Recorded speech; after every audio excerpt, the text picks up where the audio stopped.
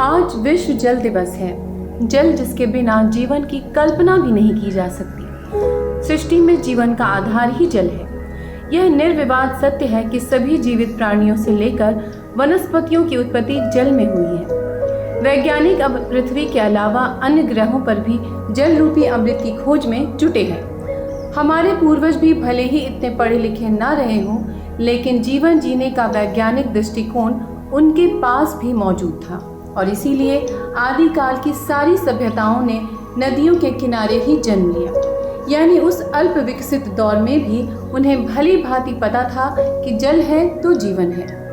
विज्ञान ने प्रगति की और थोड़ी सी जानकारी होते ही हमने अपने अंदर गलतफहमी पैदा कर दी। हमें विज्ञान ने बताया कि पूरी दुनिया के 3/4 हिस्से में पानी मौजूद है और हम इसी को सत्य समझकर पानी की बर्बादी करने लगे।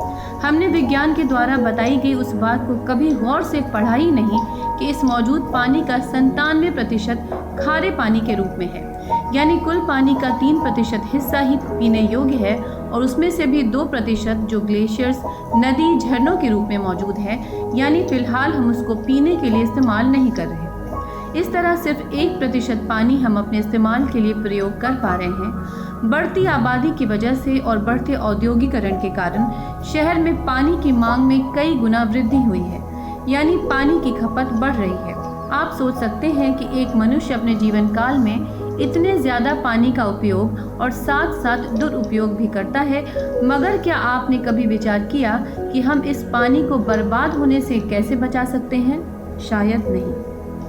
इससे चिंतित विश्व बिरादरी ने जल संरक्षण और संवर्धन के महत्व को आम जन तक पहुंचाने की धारणा से 1992 में ब्राज़ील के रियो डी जेनेरियो शहर में पर्यावरण एवं विकास पर केंद्रित संयुक्त राष्ट्र सम्मेलन में अंतर्राष्ट्रीय स्तर पर इसकी पहल की और 22 दिसंबर 1992 को संयुक्त राष्ट्र महासभा द्वारा वर्ल्ड वाटर डे मनाने का निर्णय लिया गया और अगले साल 22 मार्च 1993 को पहली बार जल दिवस मनाया गया।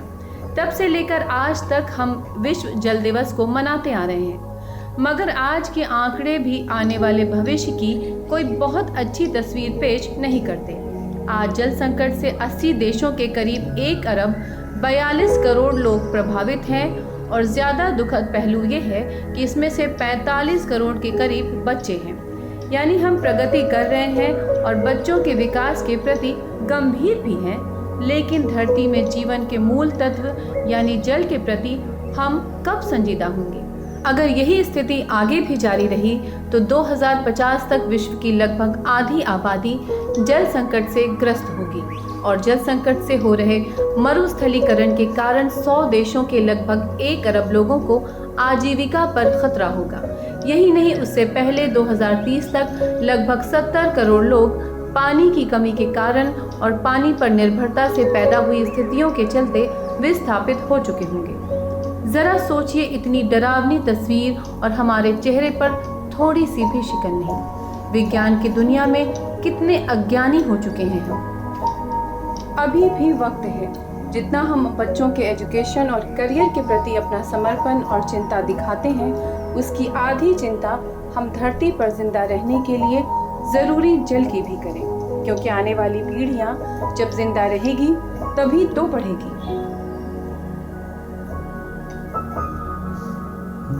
विकास लखेड़ा के साथ शाहीन अनवर, CN न्यूज़।